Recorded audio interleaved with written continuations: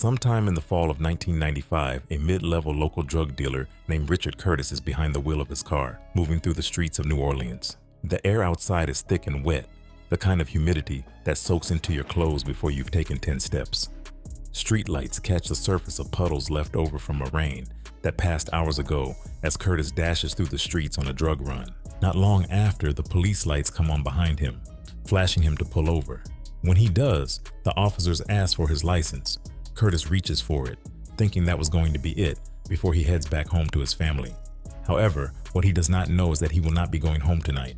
He does not know that the officer walking toward his window has already been paid, and the man who paid him is waiting in the dark, somewhere further down the road, in a clearing off the highway where no one will see what happens next. What Curtis thinks is a traffic stop is, in fact, a handoff. The officers drive Curtis at least 5 miles across the city, past a local police station toward Jefferson Parish, at the outskirts of the city, where his ops are waiting. That is the last time he is heard from. Weeks later, hunters in rural Mississippi find his dismembered and scattered human remains in the woods. He was 30-something years old, and immediately, no one is charged with his murder. There are no witnesses to question because the crime was committed by one of their own. So, the case goes cold. That was until a few years later, when federal agents started pulling at a loose thread. Not from the Curtis case specifically. They don't even know about it yet. They're following money, intercepting calls and flipping couriers who got arrested with too many kilograms and not enough options. One by one, small pieces surface, and a name keeps coming up. A Dominican man on the West Bank with a business front that doesn't add up, and a phone log with entries that don't belong to any legitimate business. And somewhere in that log, call records, dollar amounts, coded names are the initials of 2 New Orleans police officers. And 2 years after Curtis' death, a spiral notebook was seized during a dawn raid in Diamond Head in April 1997, turning a drug case into a more sinister vice that is about to expose the New Orleans Police Department. New Orleans in the early 1990s was a city where structural failure had accumulated so long it had started to look like the natural order.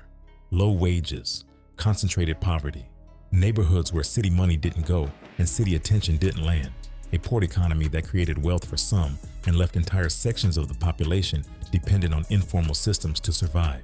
The drug trade was not a foreign invasion. It grew from the inside. It grew because the conditions for it had been in place for a long time. Cocaine arrived in volume, not trickles, shipments. The Mississippi River ran through the center of it all, and one of the busiest ports in the world sat at the city's edge. Containers moved in and out, legitimate cargo stacked alongside other things. The geography made New Orleans a natural transit point for narcotics flowing north from South America through Mexico and the Caribbean. That geography didn't create the drug trade, but it made the city a comfortable home for it. By the early 1990s, New Orleans had earned a specific grim distinction. It was now the highest per capita murder rate in the United States. Bodies were piling up at a rate that made national headlines. Most of the violence was tied to the drug economy, territory, debt, competition. Streets that had been neighborhoods became markets. Markets that were contested became battlegrounds. Into that environment came the New Orleans Police Department, an institution already compromised before the crisis deepened. Officers were underpaid, supervision was inconsistent. The culture in certain units had developed a tolerance for rule bending that made the distance between misconduct and outright criminality shorter than anyone wanted to admit. Corruption was not an accusation you had to make up. It was a recurring feature of how business was done in certain precincts and certain squads. Some officers took bribes, while others took more than bribes. They participated directly in the illegal trade they were nominally assigned to suppress. When the gatekeepers can be bought, the gates don't close. They open wider. This was the city. This was the institution. And into this specific combination of conditions came a man from the Dominican Republic who was watching all of it and taking notes. Richard Roberto Peña was not from New Orleans.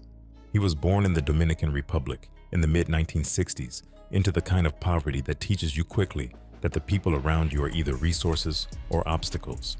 He grew up watching the Caribbean trafficking corridors.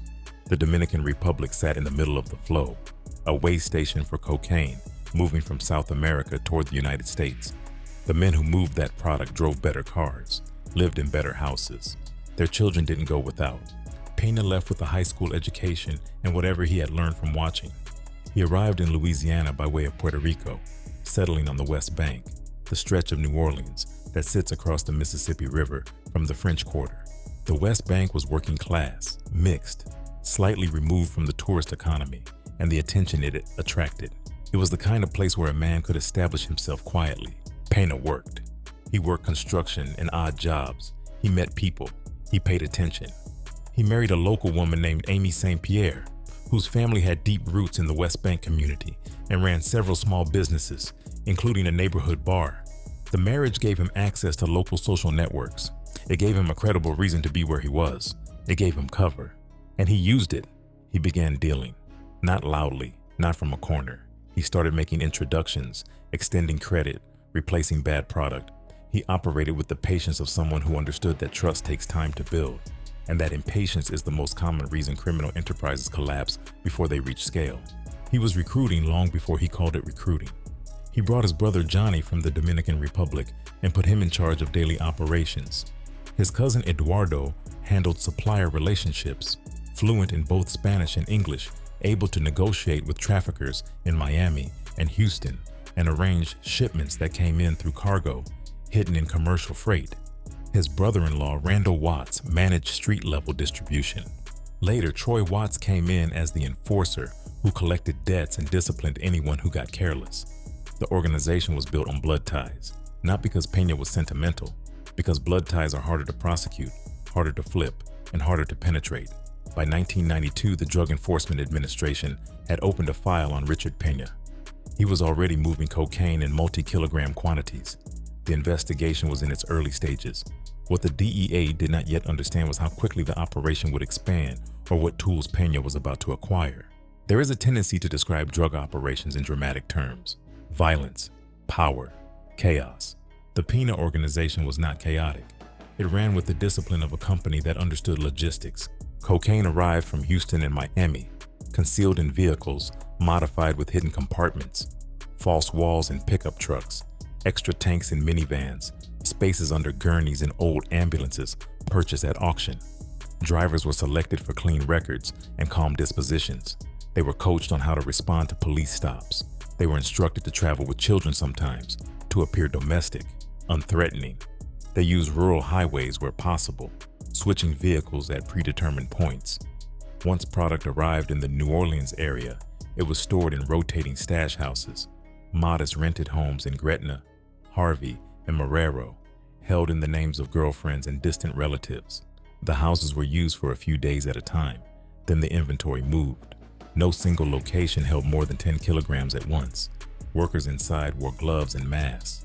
The drugs were weighed, cut, packaged, pressed into labeled bricks. The labels were branding: a skull, an eagle, initials. Quality control. Communication ran on pagers and payphones.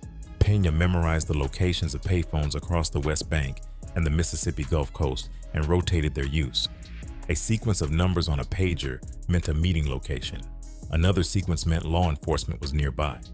Burner phones existed but were distrusted. The coin-operated phone left no record. Money came back in cash, vacuum sealed, hidden inside furniture or appliances, transported in increments. Pena's bookkeeper, a cousin who had studied accounting, structured bank deposits to stay below federal reporting thresholds. She moved funds through shell companies, car dealerships, used car lots. She printed receipts for businesses that existed mainly as conduits. The money came in dirty and came out in real estate, vehicles, and a small seafood restaurant. Pena kept ledgers, black leather notebooks with columns in coded Spanish, kilograms received, kilograms distributed, amounts owed. A column marked X held names that investigators would later identify as targets, not rivals who had been handled yet, rivals who were being considered.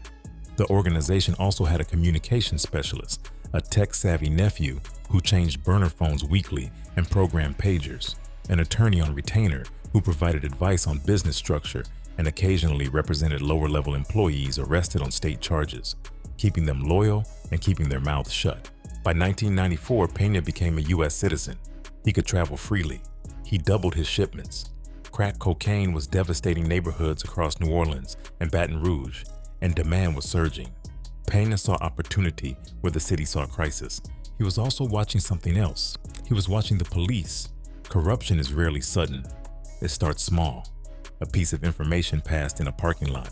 A few $100s slipped into a car console.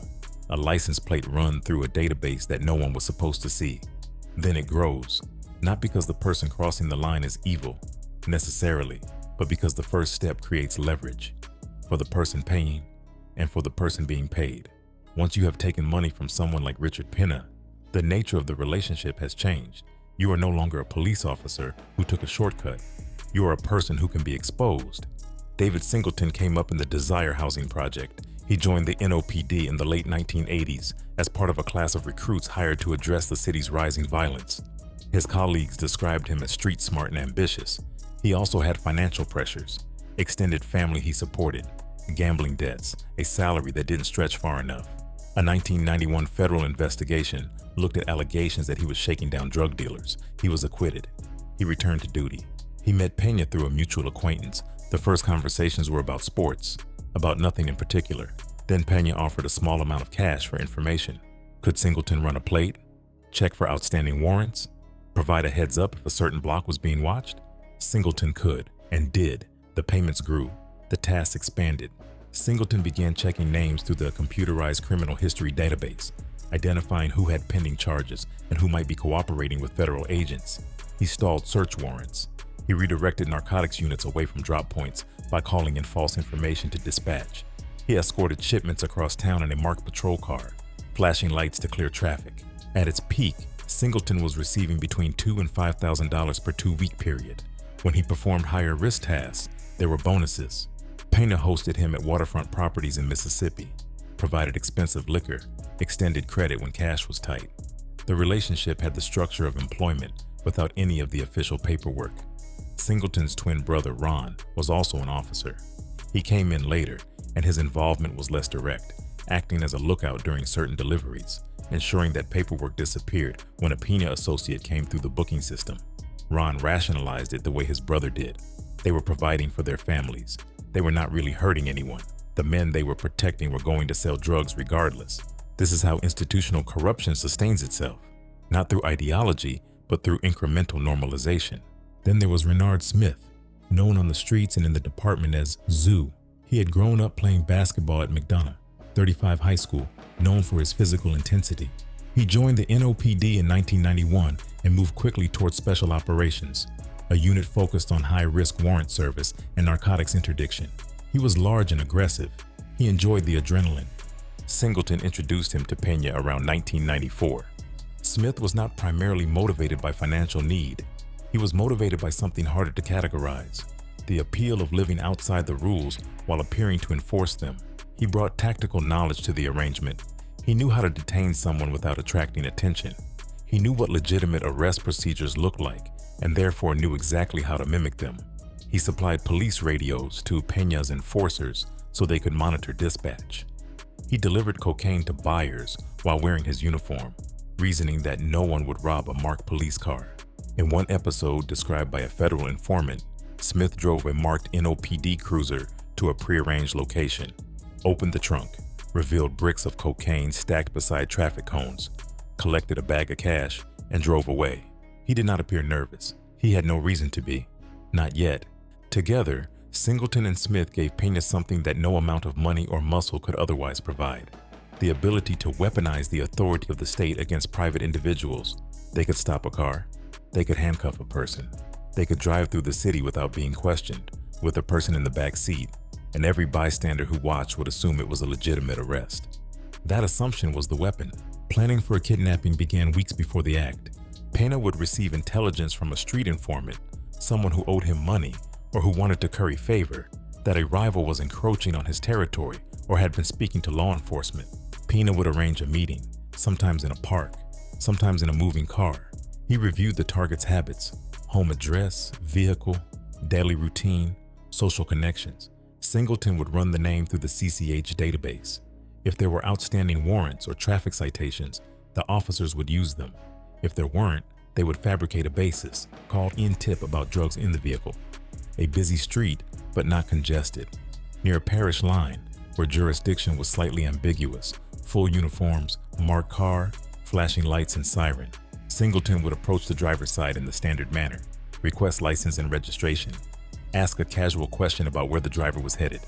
The conversation was normal enough that a passing motorist would see nothing unusual. Then the handcuffs went on. "You're being detained for questioning." The target was placed in the back seat. The car pulled out. For the first few minutes, the direction was consistent with heading toward a precinct. Then the route changed. Back roads, parish lines crossed, the city lights thinned out, the road narrowed. When the target asked where they were going, Singleton's answer was silence. Or if the person escalated, a firearm displayed in the rear view. "Don't make me shoot you." At the handoff point, a clearing, an abandoned factory lot, a rural area off the highway, Peña's crew was waiting, engines running. The officers opened the door, released the seatbelt, transferred the handcuffed person to the waiting men. Money changed hands, sometimes through a car window, sometimes under a seat. The exchange took minutes. Singleton and Smith drove back to the city, sometimes to a bar, sometimes directly back on patrol. As far as anyone in the department could tell, nothing had happened. What occurred after the handoff was handled by Pena's enforcement team. Victims were bound, interrogated, asked about their contacts, their suppliers, who they had been talking to. Some were beaten with blunt objects. The process lasted hours. Whether a person provided useful information or not rarely changed the outcome. Bodies were disposed across state lines.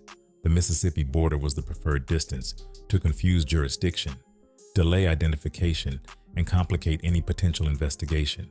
Some were dismembered. Some were buried in shallow graves. Some were never found. The selection of Mississippi was not random. It was deliberate. A body found in Mississippi required the involvement of a different set of investigators, different county sheriffs, different forensic labs. It added weeks to the process of identifying what had happened. By then, the trail back to New Orleans was cold. The organizational logic of the whole arrangement was this: Pena was not using police officers to protect himself from law enforcement. He was using police officers to extend his enforcement reach. The NOPD's authority, its vehicles, its badges, its institutional legitimacy became tools of premeditated murder. This is what made the arrangement different from ordinary police corruption. This was not a bribe. This was a merger. Richard Curtis was not a major figure in the New Orleans drug economy. He was a mid-level dealer from the 9th Ward. He had grown up watching older men do well in the informal economy and decided, sometime in his early 20s, to pursue the same route. He was charismatic. People liked him. He bought from Pena's distribution network beginning in 1994, and for a time the arrangement worked. Then he started talking about independence, about sourcing his own product from Houston, about cutting Peña out. He said this to friends, in bars, in casual conversation. In the world he was operating in, that kind of talk travels fast and arrives in the wrong ears in short order. To Peña, a client who was considering becoming a competitor was not a business problem. It was a security problem. A person who knew how the distribution worked, who the couriers were, what the routes looked like. That person could not be allowed to go independent, not because they would necessarily succeed, but because they represented uncontrolled information in a system that ran on controlled information. Curtis was identified as a target. Singleton was tasked with the stop. The rest followed the established method. His remains were found in Hancock County, Mississippi, by hunters on or around October 29, 1995. The body was in an advanced state of decomposition. Identification required dental records and a distinctive tattoo. There was nothing intact to bring home. His family held a funeral. Robin Petra was different. She was not a dealer. She was a young woman in her late 20s who worked part-time as a hairdresser and made ends meet by running errands for people connected to the drug economy. She delivered cash sometimes, small packages. She was not, by any reasonable definition, a threat to Pena's operation. But in early 1997, as federal pressure on the organization began to mount, Pena's paranoia was sharpening. An informant, the nature of these things is that the information is often incomplete, often wrong, told Pena that Petra had been talking to federal agents. She had, in fact, recently visited a police station. The reason was a domestic violence complaint, entirely unrelated to drugs. It didn't matter. The accusation had been made. In the logic of Pena's world, an accusation of this kind was treated as confirmed until proven otherwise, and by then it was usually too late. Petra was called from her apartment by a familiar number. She was told to deliver a package. When she stepped outside, two men grabbed her and forced her into a van. She fought. She scratched one of her abductors in the face. She was taken to an abandoned warehouse on the West Bank. Pena confronted her there. When she denied cooperating with federal agents, he ordered his enforcers to handle it. She was suffocated. Her body was dumped in a marshy area outside the city. She was found days later by fishermen. Because she had not been dismembered, her identity was confirmed quickly.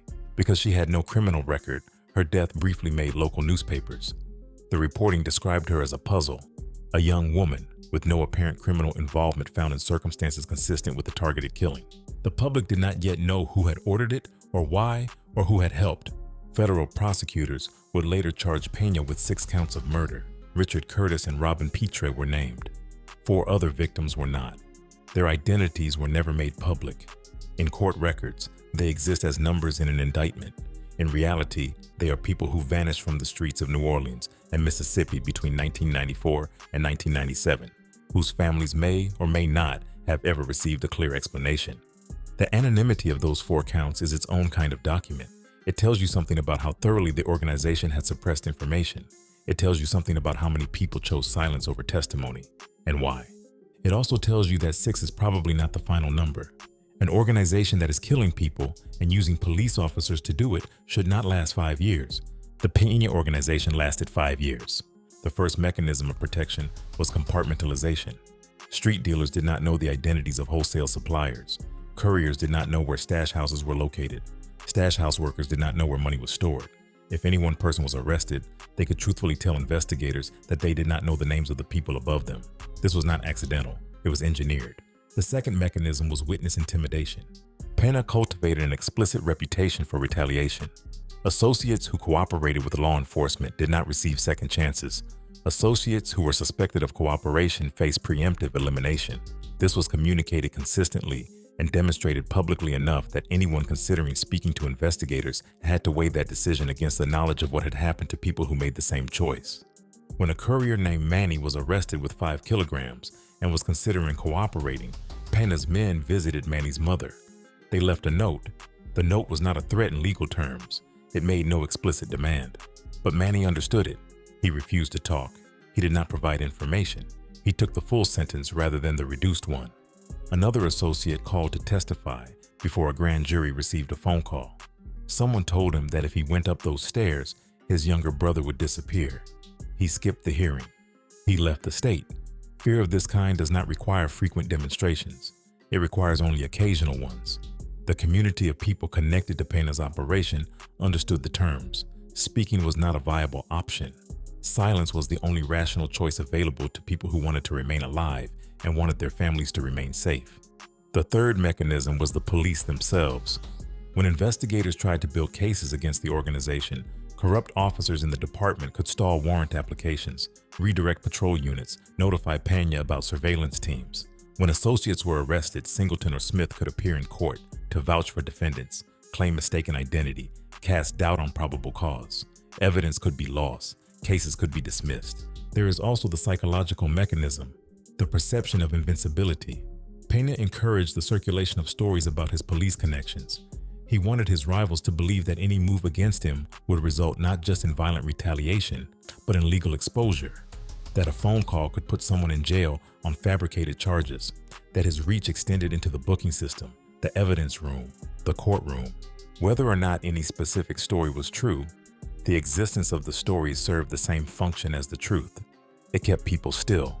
Counter-surveillance teams, young men on bicycles and in cars, watched for unmarked vehicles and tailing officers near stash houses. If a suspicious vehicle lingered too long, inventory moved within hours. Communication protocols adapted constantly. The organization invested in scanner radios that intercepted police communications. By the time federal investigators were close enough to build a case, the organization had been running for nearly half a decade and had killed at least 6 people. While the enforcement operation was running in the dark, Peña was also building something visible. By the mid-1990s, he had established a series of legitimate appearing businesses on the West Bank: Gator Collision Center, Sheska Records, a used car lot, a seafood restaurant. These were not hobbies. They were the financial infrastructure of the operation, conduits through which cocaine revenue could be converted into documented income. Sheska Records was his entry into the music industry. A small label, modestly ambitious, it funded local artists and producers, some of whom had no idea that the money behind their careers traced to cocaine shipments from Houston. The label's value was not measured in chart positions. It was measured in how much cash it could absorb and return as legitimate revenue. Then came Altogether Entertainment. Altogether Entertainment was a concert promotion company. and in 1996 it helped produce what was, by any measure, a significant event, a performance by Tupac Shakur at the New Orleans Superdome. This was not a small-time venue. The Superdome held tens of thousands of people.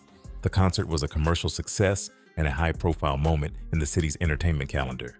Pena was in the background as always. His fingerprints were on the financial arrangements, the venue bookings, the money flowing through promoters. To the public, Altogether Entertainment was a promotion company run by a successful businessman. To the investors and artists moving through its ecosystem, it was a source of income. To federal investigators, it was eventually understood as another layer of insulation between Peña and the money he had made selling cocaine. He understood that celebrity proximity provides a different kind of armor than fear does.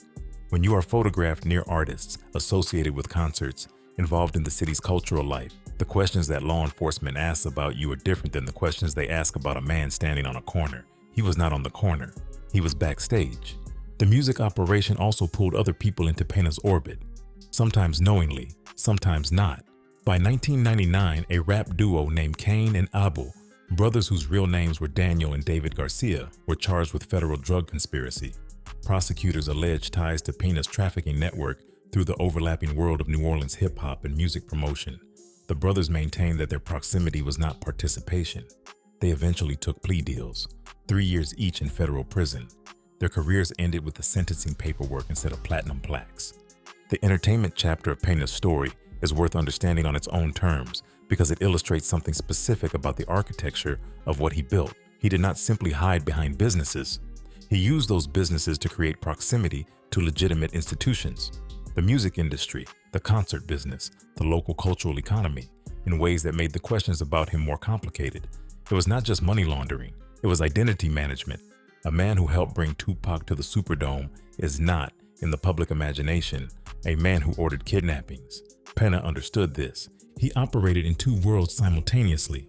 That duality was not an accident, it was the design. By early 1997, the seams were showing. A series of arrests of low-level couriers had provided the DEA with people willing to talk. One courier, stopped near Baton Rouge with 5 kilograms, described the distribution routes in enough detail to give investigators a working map. Another, facing federal charges, mentioned that a New Orleans police officer was on Pena's payroll. The investigation accelerated. Undercover agents made controlled purchases.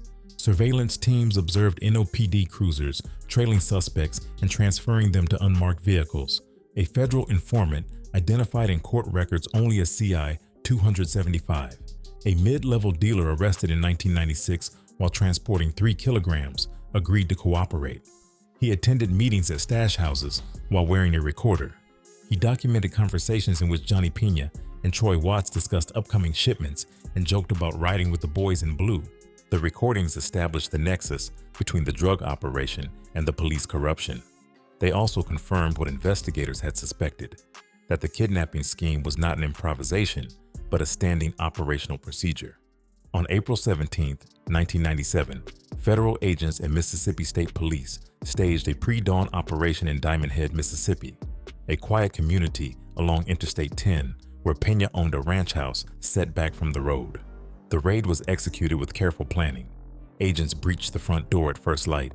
Inside, they found Peña asleep in the master bedroom, a pistol on the nightstand. He reached for it. Then he saw the guns trained on him. He stopped. In the garage, Johnny Peña and Randall Watts were counting cash beside bricks of cocaine wrapped in brown paper. The house had hidden compartments under floorboards and behind a false wall in the garage. Loaded weapons, false identification documents, more than $300,000 in cash. Cashier's checks, money orders, deeds to properties in Louisiana, Mississippi, and the Dominican Republic. And a notebook, a spiral notebook, pages of handwritten numbers, names, and symbols. Analysts cross-referenced the numbers and found patterns. Payphones near stash houses, cell numbers belonging to police officers. Beside some entries were stars indicating status. Beside others, dollar signs indicating payment amounts. In a column marked X were the names of targets. Beside one entry, the analysts found DSYRS-1 and #2. Deliver package. David Singleton. Renard Smith. Instructions to deliver a person somewhere. Among the personal items seized were photographs. Peña, posing with police officers at social gatherings, smiling. The images were visual confirmation of what the notebooks only implied. Pena was led out of the house in handcuffs. A neighbor watched from behind a curtain. The quiet man who occasionally mowed his lawn at odd hours was being arrested for murder. When told the charges, Pena shrugged. It was bound to happen someday. When David Singleton was confronted with the notebook pages, his name, his number, the payment amounts, he asked for his attorney. He cooperated. His confession was methodical. He described how he had been recruited. He named the payments. He walked investigators through the kidnappings. Curtis, Harvey, others, step by step. He confirmed the logistics of the handoffs. He described how money was exchanged. He admitted to delivering a rival drug dealer to Richard Pena.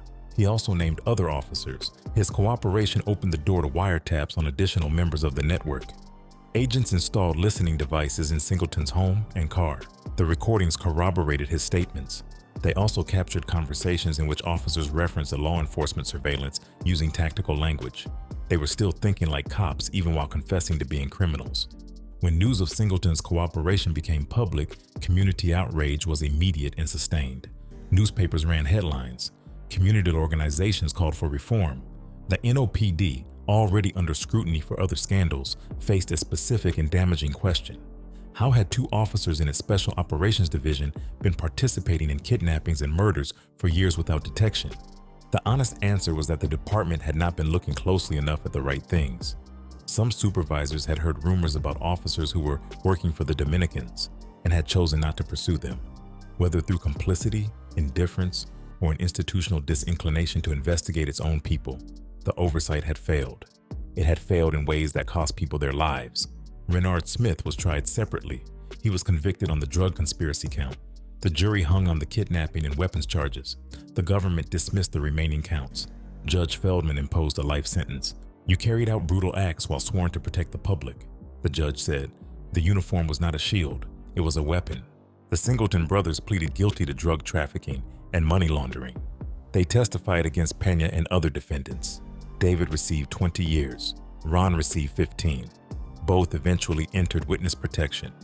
On July 17, 1998, a federal grand jury returned a 14-count third superseding indictment against Richard R. Pena, continuing criminal enterprise, 2 counts of conspiracy to possess controlled substances with intent to distribute, 6 counts of murder, 2 counts of conspiracy to commit murder, money laundering. The government filed notice of its intent to seek the death penalty. The notice was rare in federal court. It required demonstrating specific aggravating factors. Pena's case satisfied several at once: multiple killings, method of execution, involvement of law enforcement corruption. Defense attorneys challenged the admissibility of the notebook, challenged the constitutionality of the death penalty notice, filed motions to sever the various defendants. Most motions were denied. The evidence was too cohesive, the conspiracy too unified. As co-defendants began cooperating one by one, Peña's position narrowed. On January 14, 1999, Richard Roberto Peña pleaded guilty to all 14 counts. During the plea colloquy, he affirmed a 23-page factual basis that he acknowledged under oath. It detailed his role in coordinating drug shipments, ordering murders, and paying police officers. He stated he understood the terms of the agreement. He stated that no one had threatened him. He was asked if he wished to make a statement. He declined. On March 11, 1999, Judge Feldman imposed the sentence: life imprisonment, no possibility of release, a $2.5 million fine. The death penalty notice was withdrawn. The families of Richard Curtis and Robin Petra sat in the front rows. They had waited 3 years and 4 months since Petra's death, longer since Curtis's for this moment. The courtroom was full and quiet. Pena entered in an orange jumpsuit, escorted by marshals. He spoke only when addressed by the judge. Judge Feldman delivered a statement before sentencing. He described what Pena had done to the community, to the institution of law enforcement, to the individuals whose lives had been ended by his orders. He praised the investigators and criticized the NOPD for failing to detect the corruption sooner. Then he said, "You will spend the rest of your natural life in federal prison." Pena turned briefly toward his family and nodded. The organization collapsed quickly once Pena was removed. Associates fled or were arrested. Properties were seized. The DEA dismantled the physical infrastructure of the network within months. The drug vacuum on the West Bank filled within a year. Younger traffickers moved into the territory. Some tried to replicate aspects of Pena's model. Few achieved his level of institutional penetration, partly because the NOPD was now being watched more closely, and partly because federal investigators had developed better tools for detecting police corruption. But the city's underlying conditions had not changed. Poverty, unemployment, schools without funding, neighborhoods without investment. The machine that had produced Pena's recruitment pool was still running. The families of Richard Curtis and Robin Petra filed civil rights suits against the city of New Orleans and the individual officers. The suits alleged that the city's failure to supervise its officers and its tolerance of institutional corruption had created the conditions for murder. The district court dismissed the cases on statute of limitations grounds. The Fifth Circuit affirmed. The families had not filed within Louisiana's one-year prescriptive period for tort claims. The court found no fraudulent concealment. The information about police involvement had been publicly available in news reports and court filings for more than a year before the suits were filed. The families received no civil judgment. The officers received prison sentences. The city received federal oversight recommendations and an internal affairs review. In 2003, New Orleans District Attorney Eddie Jordan testified before the U.S. Senate, identifying the Peña organization among the violent gangs responsible for multiple murders in New Orleans. He emphasized that witness intimidation had been a central barrier to prosecution. He advocated for expanded witness protection funding. Some of those funds were eventually appropriated. Richard Peña was transferred to Beaumont Federal Penitentiary. Inmates described him as quiet and controlled. He established position among the Latino prison population without demonstrating it loudly. His reputation as it had been on the outside preceded him. He wrote a letter at some point to another incarcerated figure named Terrence Williams, a man with his own significant criminal history. In the letter, Pena expressed respect for Williams' refusal to cooperate with authorities. He disclosed that he had pleaded guilty to 8 murders to avoid execution. He noted that federal prosecutors had been prepared to charge him with 23 additional murders if his conviction had been overturned. The letter had no apology in it. The tone was measured and calculating, strategic, even in confinement. He framed the plea as a decision made on his own terms. He framed his choices as a man who had controlled the terms of his own circumstances until the very end. Whether that framing was accurate is a different question. He remained in Beaumont Federal Penitentiary. He had no avenue for release. The communities he had operated in were still working through the aftermath. Addiction from the cocaine pipeline he had built lingered in families for years. The erosion of public trust in the NOPD was not repaired by convictions alone. That kind of trust is slow to build and fast to lose. Reforms came gradually, imperfectly, subject to reversal and resistance. The Independent Police Monitor Office was eventually established in New Orleans, tasked with investigating misconduct and building community confidence. It was a direct consequence, among other things, of what the Pena case had revealed about how thoroughly unchecked institutional corruption could be exploited. Navari Harvey was never officially confirmed dead by the time the indictment was finalized. His body was described in accounts as having been buried in a shallow grave outside Slidell. Whether that site was ever fully documented in the public record is unclear. His name appears in secondary accounts. He does not appear as a named victim in the formal murder counts. He has a family somewhere. They know what they know or don't. The 4 unnamed murder victims in the indictment remain unnamed in public records. People who knew what happened to them either cooperated with investigators in sealed proceedings or said nothing, or are themselves no longer living. Richard Curtis was 30-something years old when he was killed in October 1995. He had a girlfriend. He had a young child. He was under the impression, when he pulled over for what he believed was a traffic stop, that the worst-case scenario was a citation. He was wrong about what the worst-case scenario was. He didn't know that the city's system of authority had been redirected at his specific expense by the man he had been buying cocaine from. He didn't know that the officer walking toward his car had already been paid. He didn't know that the blue lights behind him were not the state's power bearing down on him. They were someone else's. Some cases get resolved. This one got sentenced. That is not the same thing. The sentence removed Peña from the city. It did not answer the questions that the case raised about how it was possible, about why it took 5 years and at least 6 deaths, about what it means for a community's relationship with the institution of law enforcement when the institution has been weaponized against it from the inside. Those questions don't resolve with a guilty plea. They sit. Peña is still alive as of the time of this writing. He is in federal prison. He will die in federal prison. He has not publicly expressed remorse.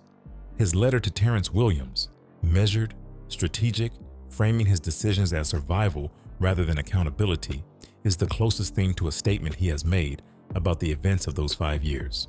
It is not much. The men who worked for him, who carried out the handoffs, who drove back to the precinct and returned to patrol as if nothing had happened.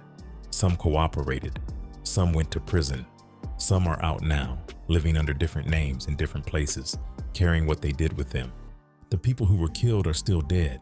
The communities that were used as markets, as recruitment pools, as collateral, are still there. The economic conditions that Pena read accurately as opportunity when he arrived in Louisiana have not been fundamentally altered by his removal. New Orleans is still a city with concentrated poverty and inadequate investment in the places where poverty concentrates. The cycle that produced his customer base and his enforcement pool has not been broken. What has changed is this. There is now a documented record, court filings, plea agreements, a 23-page factual basis that Pena signed his name to under oath, a spiral notebook in an evidence room somewhere that contains a column marked X, and the names of people who were alive when they were put on that list and dead by the time investigators found it. The record exists. What is done with it? Whether it becomes training material for police ethics or case law, or a cautionary example in the education of the next generation of investigators, or simply a file in a federal archive that no one pulls out unless they have a specific reason to look, is a choice that institutions make, sometimes consciously, sometimes not. The story of Richard Pena is not a story about a foreign threat that inserted itself into New Orleans from the outside. It is a story about what happens when the people responsible for maintaining the boundary between legal and illegal power decide, for reasons that are individually comprehensible and collectively catastrophic, that the boundary is negotiable. It happened here, in this city, using these institutions, against these specific people. And then it was over. And then life went on, and some questions stayed open.